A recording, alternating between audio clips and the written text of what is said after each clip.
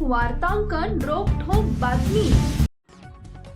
भारतीय जनता पार्टीची वाटचाल देशातील लोकशाही मोडीत काढण्याच्या दिशेने सुरू आहे। अमेरिकेचे राष्ट्राध्यक्ष पद्धत लागू करण्याच्या हालचाली केंद्रात सुरू आहेत, असा अत्यंत गंभीर आरोप ठाकरे गटाचे खासदार संजय राऊत यांनी केलाय।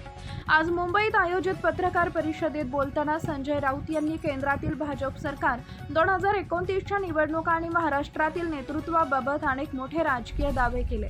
केंद्रातील मोदी सरकारवर जोरदार हल्लाबोल करताना संजय राऊत म्हणाले की भाजपला वन नेशन वन इलेक्शन पेक्षा वन पार्टी वन इलेक्शन मध्ये जास्त रस आहे। महिला आरक्षणाच्या नावाखाली डिमिलिटेशन बिल मंजूर करून संपूर्ण देशच ताब्यात घेण्याचे राजकारण दिल्लीत शिजत आहे। यातूनच देश राष्ट्राध्यक्ष पद्धत आणण्याचा त्यांचा विचार आहे। भविष्यातील राजकीय गणितांवर बोलताना राऊत यांनी मोठी भविष्यवाणी वर्तवली।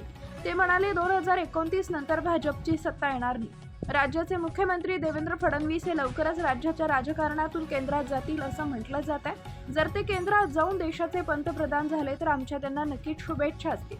फडणवीस केंद्रात गेल्यास महाराष्ट्रात भाजपची सर्व सूत्र चंद्रशेखर बावनकुळे यांच्या हाती येतील असा अंदाजही त्यांनी व्यक्त केला। राज्याच्या नेतृत्वाबाबत बोलताना राऊतांनी एकनाथ शिंदे यांच्यावरही निशाणा साधला। माझा अंदाज असा आहे की एकनाथ शिंदे हे पुन्हा कधी मुख्यमंत्री होणार नाही। तसेच गिरीश महाजन यांचा रेकॉर्ड खराब असल्याने त्यांच्याकडे नेतृत्व जाण्याची शक्यता नाही, असा दावा राऊत यांनी केला। महाराष्ट्रातील महत्त्वाच्या आणि ताज्या बातम्या पाहण्यासाठी आमच्या जय हो न्यूज चॅनलला सबस्क्राइब करा आणि बेल आयकॉन प्रेस करा।